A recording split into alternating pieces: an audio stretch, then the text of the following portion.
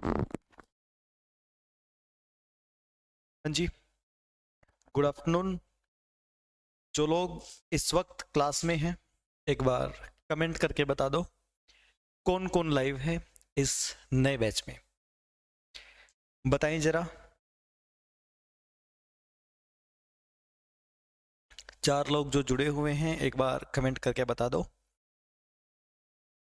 SSC के इस नए बैच में आप सभी का स्वागत है। जी नमस्ते। जो भी लाइव है एक बार कमेंट कर दो, जो भी लाइव है। गोविंद, शुभम, नमस्कार, good evening.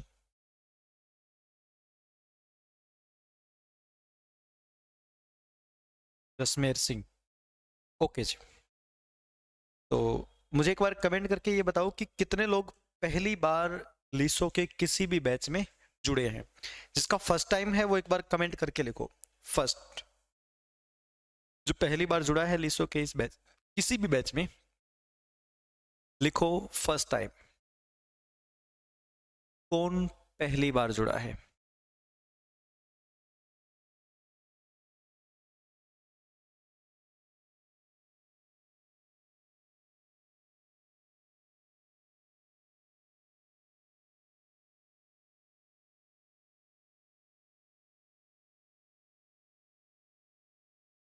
First time Govind.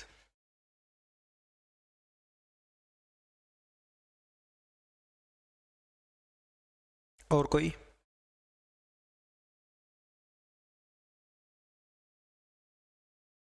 चलिए फिर, ओके जी। देवेंद्र कुमार। तो चलिए फिर हम शुरू करते हैं। ओके, लगभग सारे ही फर्स्ट टाइम है। तो देखिए जी, आपके इस बैच में मैं जो करवाने वाला हूं वो सब्जेक्ट है हिस्ट्री।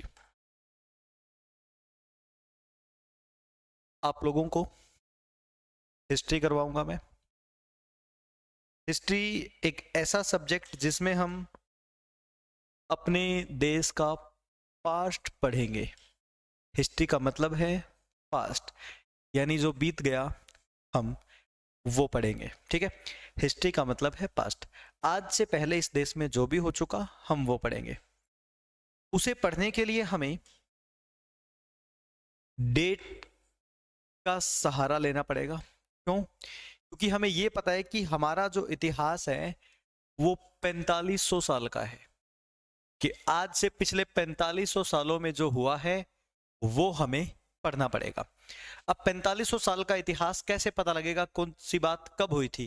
डेट के हिसाब से। तो सबसे इंपॉर्टेंट जो चीज है हिस्ट्री में वो है डेट। और डेट 2 प्रकार की होती है, बीसी और एडी। देखिए, फिलहाल हम लोग जो कैलेंडर फॉलो कर रहे हैं 2022 में हम हैं, 23 में चले जाएंगे। ये हम फॉलो कर रहे हैं ईसा मसीह के जन्म को। ये ईसा मसीह का जन्म हुआ था, उन्हीं के जन्म को कैलेंडर की शुरुआत माना गया। ईसा मसीह, एक मिनट।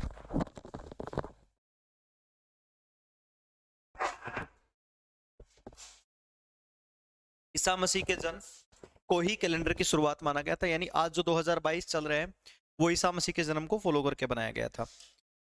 ईसा मसीह के जन्म के बाद जो घटनाएं घटी वो ईसवी कहलाई। मान लीजिए 2 साल बाद कुछ हुआ, 2 ईसवी। 4 साल बाद कुछ हुआ, 4 ईसवी। 5 साल बाद कुछ हुआ, 5 ईसवी। आज 2022 है, यानी 2022 ईसवी। उसी प्रकार ईसा मसीह के जन्म से पहले वाला जो समय है उसको ईसा मसीह के जन्म से ही शुरू कर दिया और ईसवी पूर्व कह दिया। मान लो ईसा मसीह के जन्म से 2 साल पहले कुछ हुआ था, ऐसा तो है नहीं कि प्रकृति ईसा मसीह के जन्म के साथ शुरू हुई हो। उनके जन्म से हमने कैलेंडर की शुरुआत मानी है। उनके जन्म से पहले, जी, उनके जन्म से पहले जो समय हुआ वो ईसवी पूर्व। मान लो 4 साल पहले कुछ हुआ, 4 ईसवी पूर्व। 5 साल पहले कुछ हुआ, 5 ईसवी पूर्व। 2500 साल पहले कुछ हुआ, 2500 ईस्वी पूर्व, यानी आज जो समय चल रहा है वो ईसा मसीह के जन्म से शुरू हुआ था, उनके जन्म से पहले वाला समय ईस्वी पूर्व में चलाएंगे। मान लीजिए आज हम यहाँ हैं, यहाँ से 2022 साल पहले ईसा मसीह का जन्म, फिर ईसा मसीह के जन्म से 2 साल पहले, 4 साल पहले, 5 साल पहले, कितना भी आगे तक जा सकते हैं। उस हिसाब से हमारा इतिहास 4500 साल का है, तो मतलब 2000 साल तो ये और 2500 साल पहले के, तो 2500 ईस्वी पूर्व से शुरू करते हुए आएंगे हम 2400, 2300, 2200, यानी ये वाला टाइम माइनस करेंगे और उसके बाद ईसा मसीह के जन्म तक पहुंचेंगे, उसके बाद वाला टाइम प्लस करेंगे। एग्जाम्पल लेते हैं, महात्मा बुद्ध का जन्म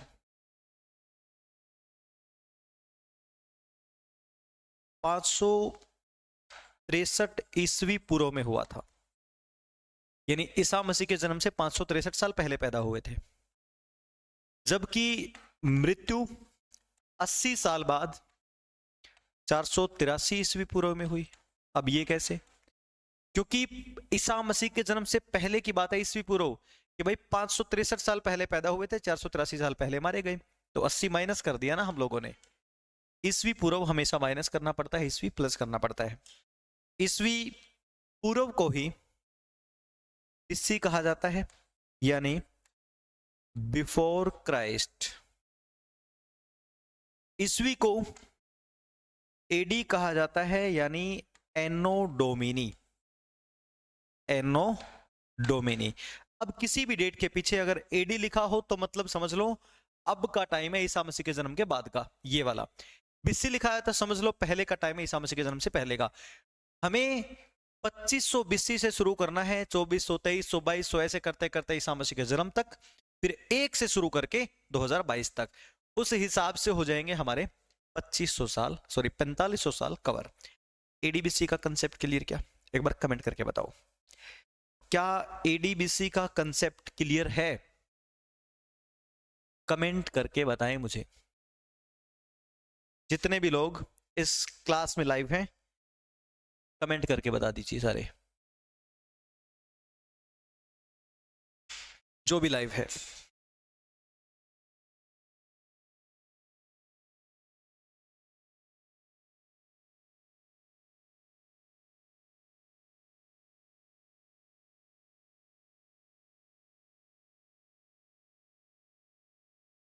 क्लियर?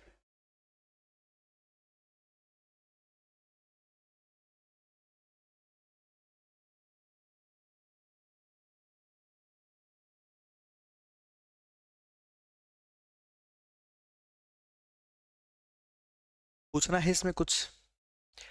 अब देखो ये 4500 साल का इतिहास हमें कवर करना होगा। इसी 4500 साल के इतिहास को हम 3 भागों में बांट के पढ़ेंगे। कितने भागों में करेंगे? 3। देखिए जी,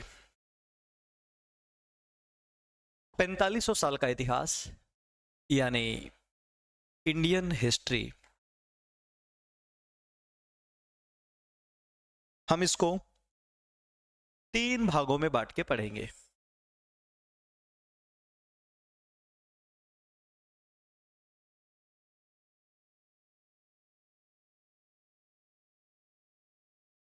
पहले भाग को कहा जाएगा प्राचीन भारत,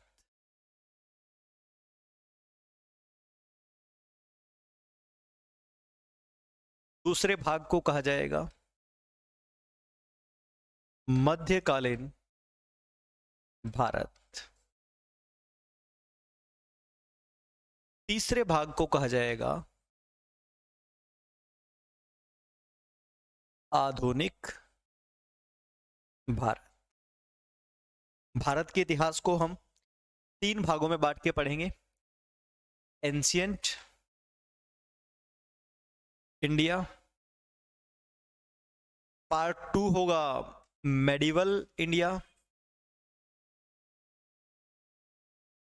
और पार्ट 3 होगा मॉडर्न इंडिया।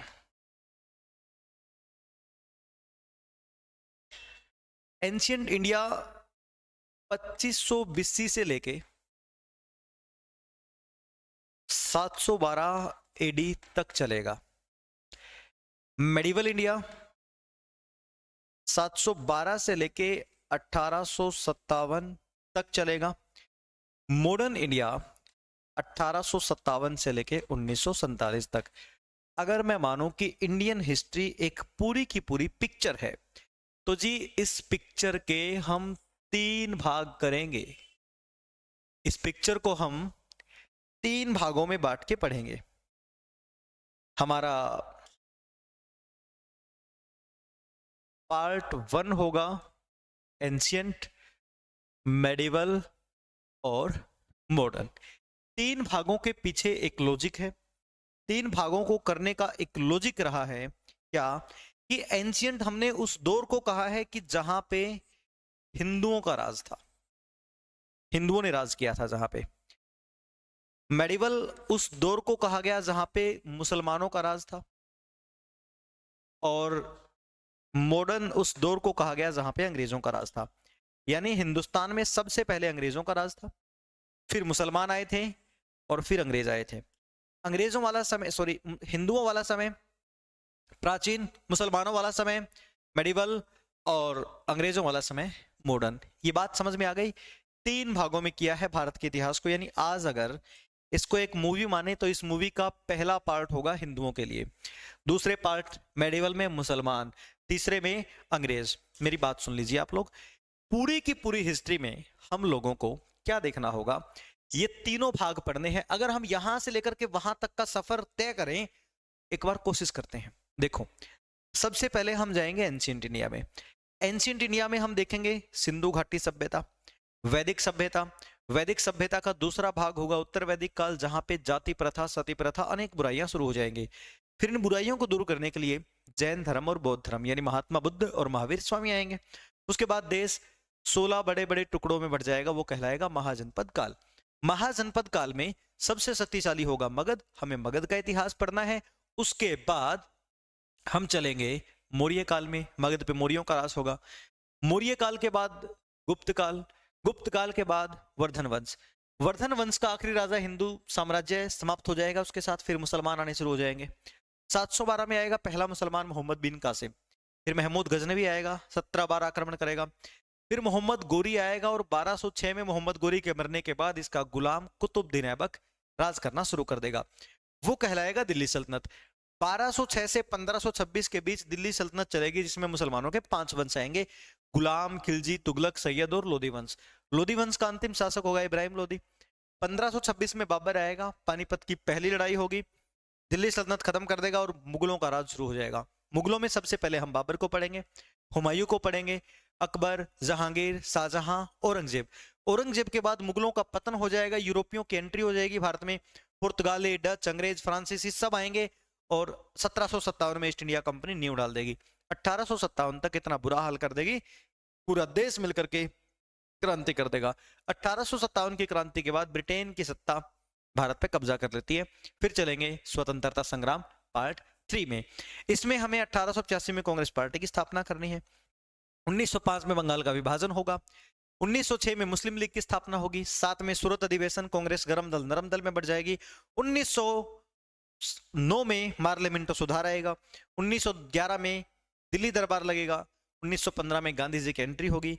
16 में होम रूल लीग, 17 में चंपारण, 18 में खेड़ा सत्याग्रह, 1919 का जलियांवाला बाग हत्याकांड, 20 और 22 के बीच असहयोग आंदोलन, 25 का काकोरी ट्रेन एक्शन, 28 का साइमन कमीशन, सैंडर्स की हत्या, 1929 का लाहौर अधिवेशन, 30, 31, 32 के गोलमेज सम्मेलन, 35 का भारत शासन अधिनियम, 1942 का क्रिप्स मिशन और भारत छोड़ो आंदोलन, 45 की जो है वेवेल योजना, 1946 में कैबिनेट मिशन, 47 में माउंट बैटनी योजना, 14 अगस्त 1947 को पाकिस्तान, 15 अगस्त 1947 को भारत।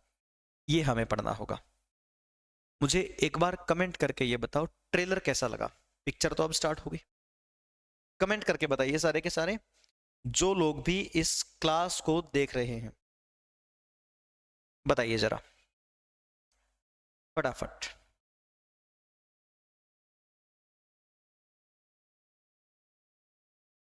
सारे बताएं।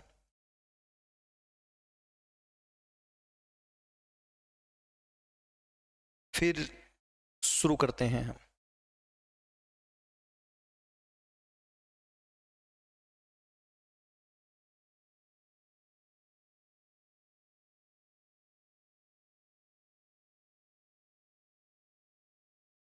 बताइए जी।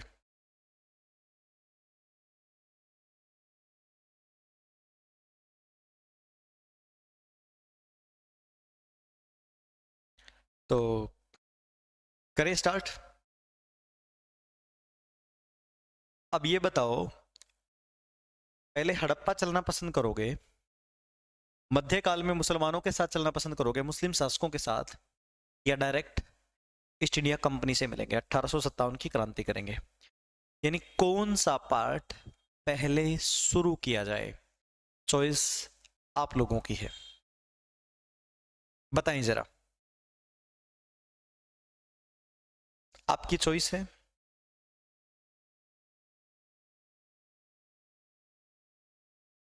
बिल्कुल बिल्कुल, स्टार्ट कर रहे हैं। आपकी चॉइस है, बताइए जरा।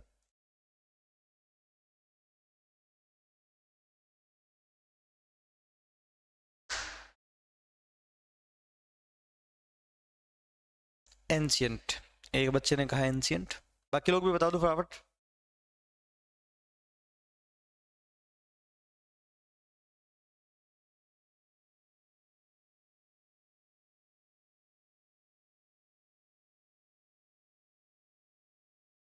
जो जो क्लास देख रहा है, बताएं मुझे कौन सा पार्ट हम शुरू करें। फर्स्ट से स्टार्ट कर दो सर, एंशियंट से। चलिए फिर एंशियंट में शुरू करते हैं। सबसे पहले हम हिंदू एम्पायर के बारे में देखेंगे, ठीक है? तो देखिए जी, इंडियन हिस्ट्री का पार्ट 1।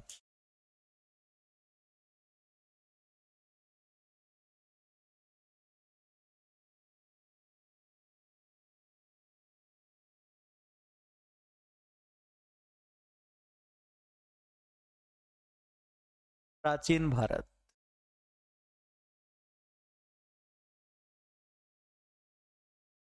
2500 BC से लेके 712 एडी तक। प्राचीन भारत में हमारा पहला चैप्टर, पहले मैं एक बार आप लोगों को चैप्टर दिखवा देता हूं। प्राचीन भारत में हम जितने भी चैप्टर पढ़ेंगे,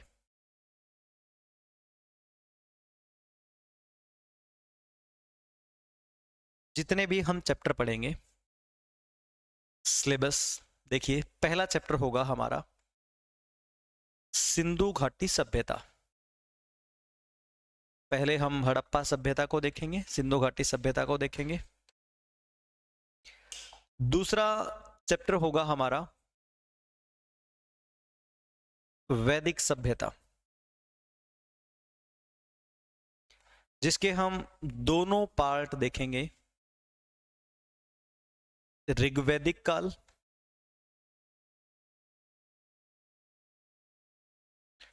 और उत्तर वैदिक काल,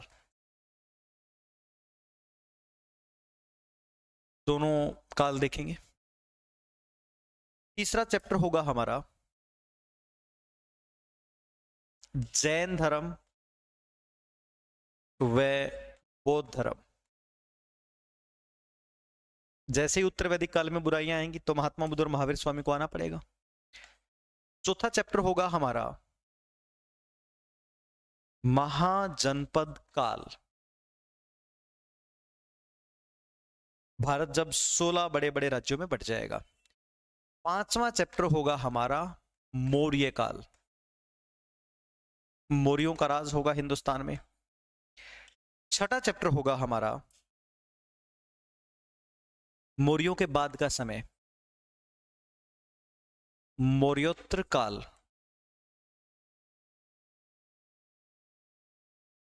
सातवां चैप्टर होगा हमारा गुप्त काल, जिसे भारत के इतिहास का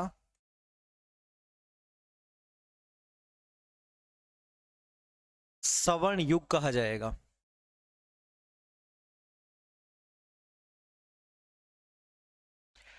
और आठवां चैप्टर होगा हमारा पुष्यभूति वंश, या फिर इसको वर्धन वंश भी कहा जाएगा। तो ये हमारे चैप्टर होंगे एंशियंट इंडिया में, प्राचीन भारत में हमारा ये सिलेबस होगा जी। सबसे पहला चैप्टर होगा हमारा सिंधु घाटी सभ्यता। एक बार आप लोग सिलेबस को नोट कर लो, फिर हम चलते हैं आगे। सिलेबस लिख लीजिए आप लोग एक बार।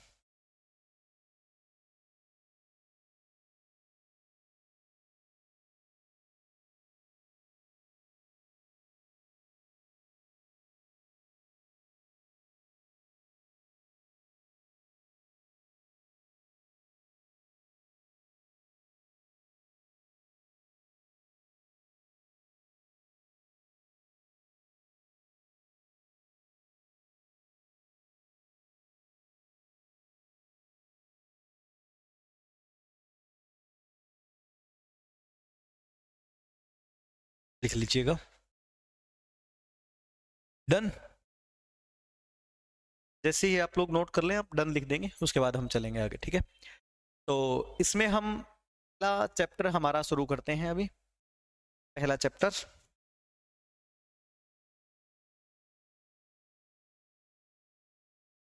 कौन सा? सिंधु घाटी सभ्यता।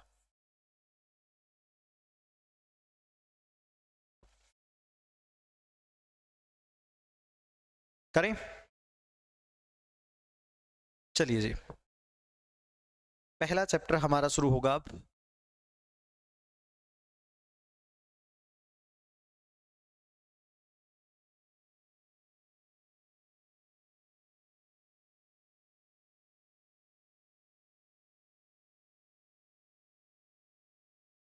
सिंधु घाटी सभ्यता,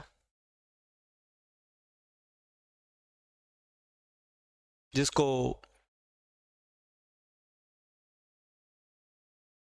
हड़प्पा सभ्यता भी कहा जाता है। आप लोगों ने सुन रखा होगा इसके बारे में, जिसको कांस्य युग भी कहा जाता है। सिंधु घाटी सभ्यता कहें, हड़प्पा सभ्यता कहें, या फिर कांस्य युग कहें, इस सभ्यता के बारे में हमें जो जो वाक्य पढ़ने हैं, जो जो चीजें पढ़नी है, वो देखिए। सबसे पहले तो हम सिंधु सभ्यता की खोज करेंगे जी। खोज ही तो करेंगे सबसे पहले। खोज करने के बाद हम देखेंगे कि इसका नाम क्या रखा जाए। खोज से ही हमें नाम पता लगेगा, साथ में हमें इसका कार्यकाल पता लगेगा। सबसे पहले हम खोज करेंगे, खोज करने के बाद देखेंगे नाम, नाम देखने के बाद देखेंगे कितनी पुरानी है ये, कार्यकाल देखने के बाद हम देखेंगे कि जिसको हमने खोज निकाला है वो आखिर कहां तक फैली हुई है। सिंधु सभ्यता का विस्तार। विस्तार के बाद हम देखेंगे कि सिंधु सभ्यता की खास बात क्या है जी, विशेषता क्या है इस सभ्यता में। विशेषता भी हमने देख ली, पता लगा कि शहरी सभ्यता है। तो हम देखेंगे इसके प्रमुख शहरों को। सिंधु सभ्यता के प्रमुख शहर कौन कौन से थे। उसके बाद हम देखेंगे सिंधु सभ्यता की इकोनॉमी, अर्थव्यवस्था, इकोनॉमी कैसी थी। और उसके बाद हम देखेंगे सिंधु सभ्यता की लिपि, और लिपि के बाद हम देखेंगे सिंधु सभ्यता का पतन। यानी कि हमें इस चैप्टर में यह देखना होगा, पहले तो इसकी खोज करेंगे जी, जमीन के नीचे से इसको निकालेंगे, ठीक है। खोज कर दी, खोज करने के बाद भी तो पता लगेगा कितनी पुरानी और क्या नाम है, नाम दे दिया। कहां तक फैली हुई है, विस्तार देख लिया। खास बात क्या है, खास बात देख ली हमने, विशेषता देख ली। विशेषताओं में हम पाएंगे कि शहरी सभ्यता है, कौन कौन से शहर है फेमस शहर हमने देख लिए। फिर हम देखेंगे इसकी इकोनॉमी, लिपि और पतन। सिंपल सी बात है। देखिए, सबसे पहला पॉइंट हमारा सिंधु सभ्यता की खोज। तो चलिए खोज करते हैं। बात उस वक्त की है जब देश में अंग्रेजों का राज था। सिंधु सभ्यता के बारे में शुरू में किसी को कोई आइडिया नहीं था, और उस समय तक हम लोग देश की सबसे प्राचीन सभ्यता मानते थे वैदिक सभ्यता को, जो आज दूसरे नंबर पे है, ठीक है। देखिए जरा, सही दिख रहा है ना सबको? तो देखिए जी, सिंधु सभ्यता की खोज कैसे हुई हम ये पढ़ रहे हैं। सबसे पहले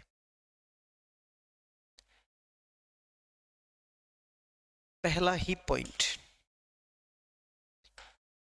1826 में एक व्यक्ति आता है जिसका नाम था चार्ल्स मेसन। चार्ल्स मेसन ने सिंधु सभ्यता की पहली जानकारी दी। सिंधु सभ्यता के बारे में सबसे पहले किसने बताया था? एक अंग्रेज, इंडिया में अंग्रेजों का राज था, चार्ल्स मेसन, कि भाई नॉर्थ वेस्ट में, उत्तर पश्चिम में कोई सभ्यता दफन है, देख लो जाके। किसी ने सीरियसली नहीं लिया। उसके बाद इंडिया में जब पहली बार रेलवे लाइन बिछाई गई, जब इंडिया में पहली बार रेलवे लाइन बिछाई जा रही थी जी, उत्तर पश्चिम के हिस्से में, क्योंकि 1853 में पहली ट्रेन चली थी। उसके बाद देश में रेलवे लाइन का विस्तार किया जाने लग गया जी। ठीक है, तो सिंध के एरिया में रेलवे लाइन बिछाई जा रही थी, तब कुछ ईंटें निकल गई वहां से। तब एक और व्यक्ति गया वहां पर देखने के लिए, यानी अब दूसरा बंदा आएगा 1856 में। Alexander Cunningham. अलेक्जेंडर कनिंघम ने उस साइट की यात्रा की। अलेक्जेंडर कनिंघम गया वहां पर यात्रा करने के लिए, देखने गया कि क्या सिस्टम है। उसने भी फाइनल किया कि हाँ, चार्ल्स मेसन सही कह रहा था। अब कोई गौर तो करेगा नहीं। तब अलेक्जेंडर कनिंघम ने ही कहा कि हम करेंगे गौर। और अलेक्जेंडर कनिंघम ने इंडिया में, दिल्ली में आते ही 1861 में ऐसी चीजों की जानकारी के लिए एक डिपार्टमेंट बनाया, ASI। एक डिपार्टमेंट बनाया, उसकी स्थापना की। ASI का मतलब है आर्कियोलॉजिकल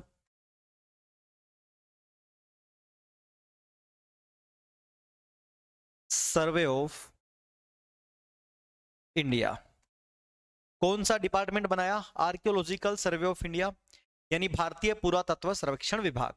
और इस डिपार्टमेंट का पहला महानिदेशक खुद ही बन गया। पहला महानिदेशक अलेक्जेंडर कनिंघम। अलेक्जेंडर कनिंघम ने कहा भाई हम एक डिपार्टमेंट बना देते हैं। देखो, सबसे पहले चार्ल्स मेसन ने बताया भाई सभ्यता दफन है वहां पे, सीरियसली नहीं लिया किसी ने। जब 53 में देश में पहली ट्रेन चली तो 3 साल बाद यहां भी रेलवे लाइन बिछाने लगे। देखा ईंटें निकल रही है, कनिंघम गया यात्रा करने, उसको भी लगा। तब कनिंघम ने आकर के 61 में एक डिपार्टमेंट बनाया। दिल्ली में है ये विभाग। आज हिस्ट्री से संबंधित सारी की सारी जानकारी यही हमें देता है। राखी गढ़ी में 2-3 महीने पहले खुदाई चली थी, ये डिपार्टमेंट ही कर रहा था वहां पे। तो ASI यानी आर्कियोलॉजिकल सर्वे ऑफ इंडिया, भारतीय पुरातत्व सर्वेक्षण विभाग के पहले महानिदेशक बने अलेक्जेंडर कनिंघम। डिपार्टमेंट तो बना दिया लेकिन काम नहीं हुआ। तब इसी डिपार्टमेंट के एक और डायरेक्टर जनरल आते हैं, sir John Marshall. Sir John Marshall 1902 से लेके 1928 तक इस डिपार्टमेंट के डायरेक्टर जनरल रहे। 1902 से लेके 1928 तक। और जॉन मार्शल ने इसको सीरियसली लिया और फाइनली एक व्यक्ति को जांच के लिए भेज भी दिया। जाओ भाई, बहुत हो गया। 1921 में दयाराम साहनी को भेजा। दयाराम साहनी को जिस जगह पे भेजा उस जगह का नाम है हड़प्पा, रावी नदी के किनारे पाकिस्तान में। यानी दिल्ली से रवाना कर दिया हड़प्पा में। ये है वो साइट हड़प्पा, H लिख दिया मैंने, हड़प्पा। यहां पे भेजा दयाराम साहनी को 1921, रावी नदी के किनारे। इसने जाकर के हड़प्पा की खोज कर दी और बता दिया कि हाँ, यहां पुरानी सभ्यता दफन है। इसने तो झंडा लगा दिया जी वहां पे, अवशेष लिया है जो मिले। लेकिन अगले साल एक और व्यक्ति को भेजा गया 1922 में। भेजने वाला कौन है ये? जॉन मार्शल, एएसआई का महानिदेशक। राखल दास बनर्जी को भेजा। राखल दास बनर्जी को भेजा। इसको जहां भेजा उस साइट का नाम है मोहनजोदड़ो।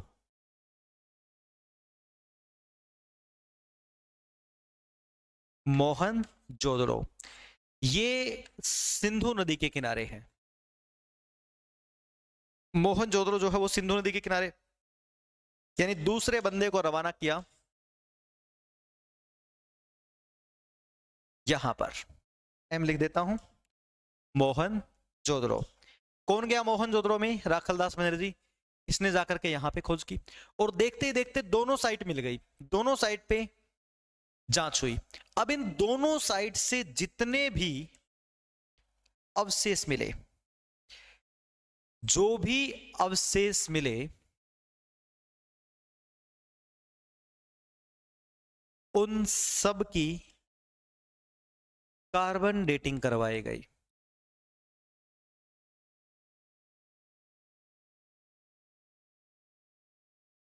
जो भी अवशेष मिले उनकी कार्बन डेटिंग करवाई। कार्बन डेटिंग का फॉर्मूला होता है C14, यानी पुराने अवशेष की उम्र ज्ञात करने की पद्धति।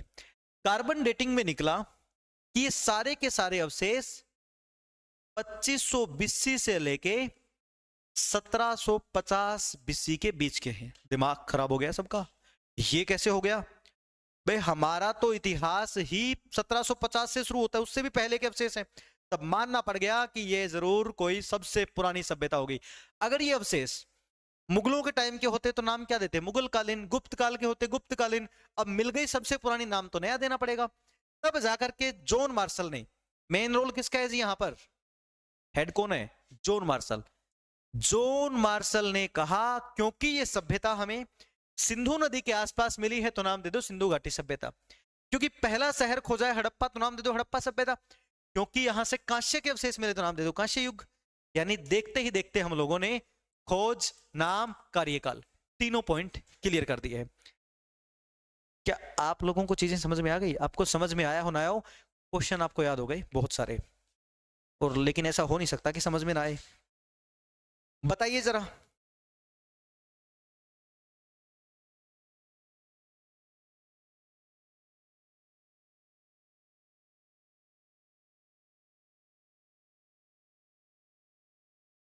एक एक बात समझ में आ गई ना अच्छे से, क्लियरली? जैसा मैंने लिखा है वैसे ही आप लोग नोट्स बनाएंगे। आपके नोट्स ही आपकी तैयारी करवाएंगे। जितने अच्छे नोट्स उतनी अच्छी तैयारी। जी वेरी गुड इवनिंग। और पहले तो आप लिखें इसको, जरूरी है जीएस में सबसे ज्यादा आपके नोट्स। नोट्स नहीं तो तैयारी नहीं।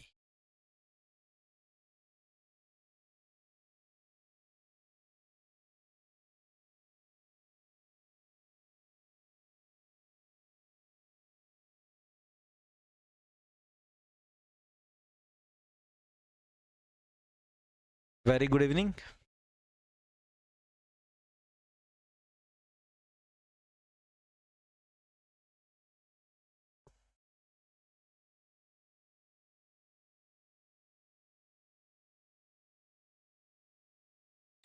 देखते ही देखते 3 पॉइंट आपके क्लियर हो गए हैं।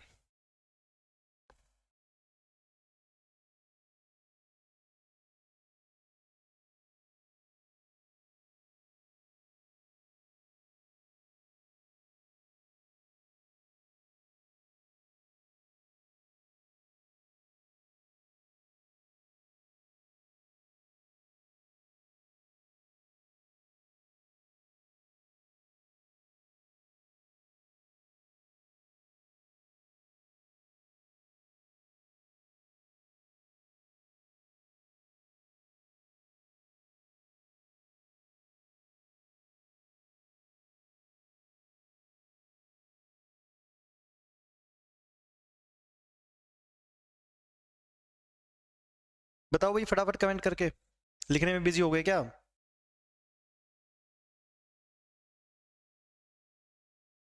तुरंत कमेंट करो, आपके कमेंट के बाद ही मैं आगे चलूंगा।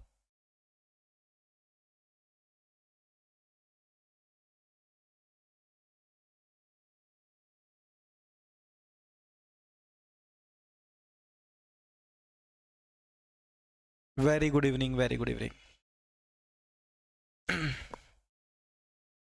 देखो 3 पॉइंट क्लियर हो गए। अब हम पढ़ेंगे अगला पॉइंट, यानी सिंधु सभ्यता का विस्तार। ठीक है, बताइए। देखो मतलब सिस्टमेटिक तरीके से, अब मैं चाहता हूं कि इस बैच से हम आप लोगों को पीडीएफ दें, इसीलिए आप लोगों की बिल्कुल एक अच्छी नोटबुक तैयार होगी। आप देख सकते हैं सबसे पहले हमने डेट को डिस्कस किया, तीनों पार्ट अच्छे से डिफाइन किए, पहले पार्ट का सारा सिलेबस लिखवाया, और फिर हमने उठाया पहले पार्ट का पहला चैप्टर। और ये पहले चैप्टर की हेडलाइन किसमें क्या क्या पढ़ेंगे, जिसके तीनों पॉइंट देखते देखते हमने सर्च कर लिए। आपने पूछा मोहनजोदड़ो की खोज, मोहनजोदड़ो की खोज देखिए कौन गया है, राखल दास बनर्जी, दिल्ली से भेजा सिंधु नदी के किनारे। ठीक है, इसी तरीके के नोट्स बनाएं और कोशिश करेंगे कि आपको इसकी पीडीएफ भी मिल जाए चैप्टर वाइज तरीके से। वैसे आपके, मैं आपको बता दूं, सेल्फ नोट से अच्छा कुछ भी नहीं है। जो क्लास में करवाया जा रहा है ना, वही आपने लिख लिया इसी तरीके से जैसे मैंने करवाया है। जिंदगी भर कोई किताब उठाने की जरूरत नहीं है। ठीक है, और आप चाहें तो उठा के देख लेंगे, 120 रुपए की आती है लूसेंट, उसमें हिस्ट्री के 30 पेज है, सिर्फ 30 पेज। आप लोगों को जो मैं करवाऊंगा, आपके करीब 100 पेज भर जाएंगे, आप देख लेना। ठीक है, चलिए आगे देखिए जी, अगला पॉइंट है हमारा, आगे चलते हैं।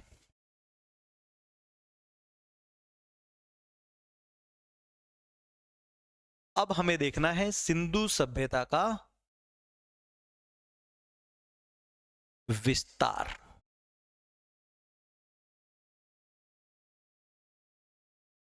आगे चल रहा हूं जी मैं, लिख लिया होगा।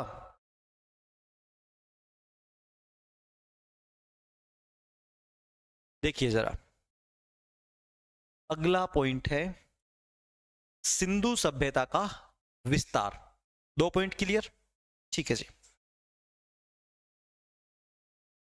विस्तार का मतलब हम चारों दिशाओं में देखेंगे, कहां तक फैली हुई है।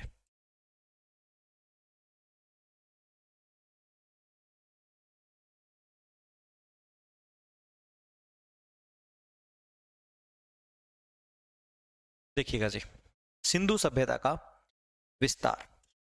सिंधु सभ्यता का हमें उत्तरी शहर मिला है,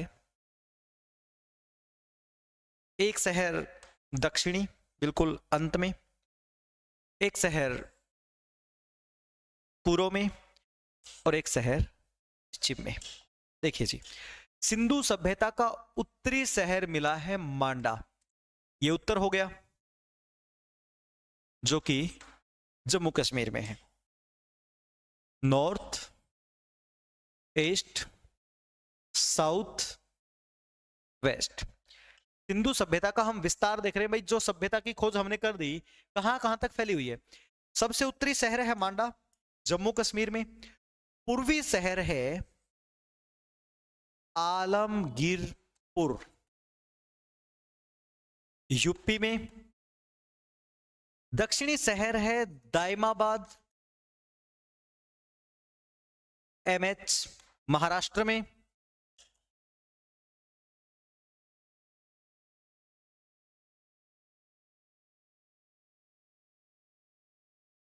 और पश्चिमी शहर है सूत कांगे डोर। इसको ध्यान से सुन लो, कंफ्यूजन होता है इसमें। सूत कांगे डोर, पाकिस्तान में। अगर कोई सिंपली पूछे सिंधु सभ्यता का उत्तरी स्थल मांडा, पूर्वी स्थल आलमगीरपुर, दक्षिणी स्थल दायमाबाद, पश्चिमी स्थल सूत कांगेडोर, अब अगर हम इन सभी स्थलों को मिलाएं, सभी लोकेशन को मिलाएं, तो हम पाएंगे कि सिंधु सभ्यता किस आकार में फैली हुई है? त्रिभुजाकार में। सिंधु सभ्यता का विस्तार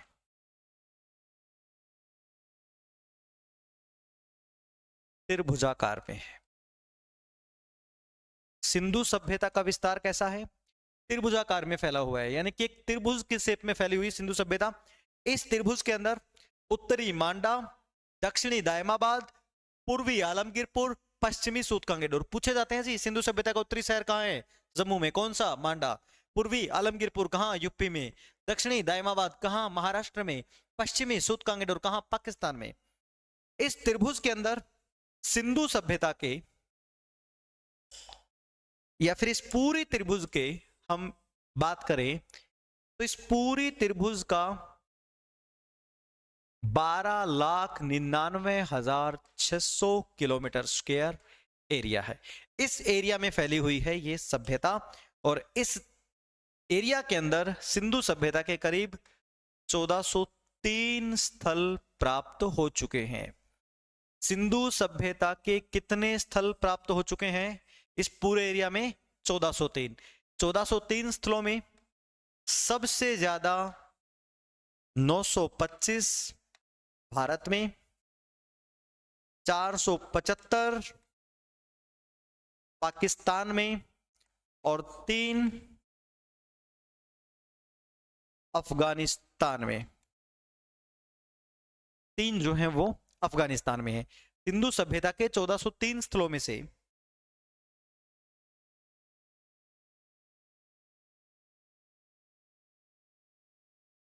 925 भारत में, 475 पाकिस्तान में, 3 अफगानिस्तान में। ठीक है। सिंधु सभ्यता के इस त्रिभुज के अंदर 1403 स्थल मिले हैं 12,99,600 किलोमीटर स्क्वायर के एरिया में। इसमें 1403 शहरों में सबसे ज्यादा हिंदुस्तान में है। इन सभी शहरों की 3 राजधानी मानी गई है। सभी शहरों की राजधानी 3 शहरों को माना गया है, और वो तीनों शहर मोहनजोदड़ो,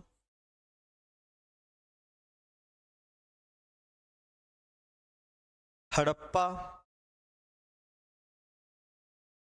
और राखीगढ़ी। मोहनजोदड़ो, हड़प्पा व राखीगढ़ी। समझ में आ गई बात? कोई दिक्कत किसी को? कोई समस्या? देखो जी, सिंधु सभ्यता की खोज हमने कर ली। नामकरण, कार्यकाल, विस्तार। विस्तार में हमने देखा जी इस त्रिभुज के अंदर है जी, उत्तर में वहां, दक्षिण में वहां, पूर्व में वहां, पश्चिम में वहां। त्रिभुज का क्षेत्रफल इतना है इसका। इसमें 1403 स्थल हैं। कहां कहां कितने हैं? इन सभी स्थलों की राजधानी 3 शहरों को माना गया है, और वो तीनों शहर हड़प्पा, मोहनजोदड़ो और राखीगढ़ी, ये 3 स्थल माने गए सिंधु सभ्यता की राजधानी। यहां तक कोई दिक्कत है क्या? बताइए। नोट कर लो अच्छे से, हर कोई नोट करेगा तरीके से, अच्छे से। बताएं जरा मुझे, क्या आप लोगों को कोई तकलीफ है इससे संबंधित?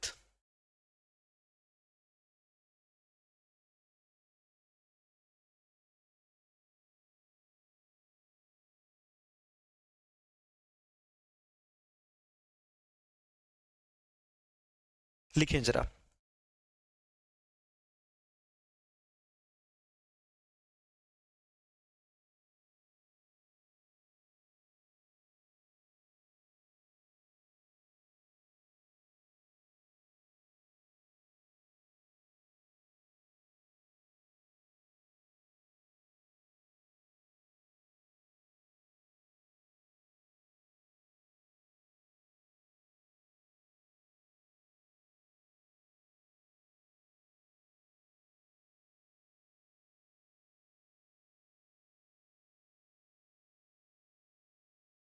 क्लियर है जी?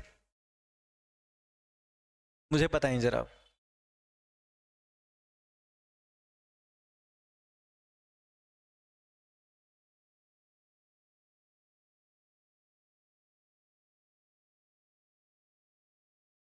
कैसा लगा आप लोगों को ये पहला लेक्चर हमारा?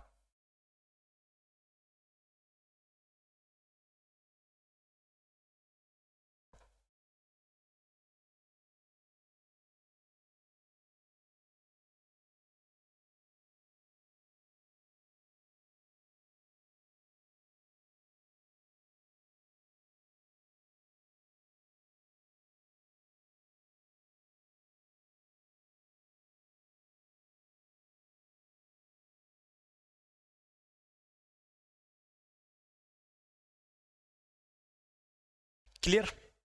तो चलिए आज हम इतना ही करेंगे, अगले लेक्चर में मिलेंगे हम लोग बाकी के भाग लेकर के।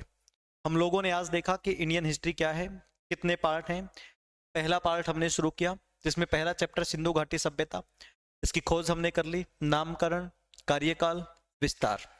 आगे देखेंगे इसकी विशेषता क्या है, कौन कौन से शहर मेन थे, इकोनॉमी कैसी थी, लिपि कैसी और पतन कैसा। चलिए ठीक है जी, मिलते हैं। Thank you very much, bye bye.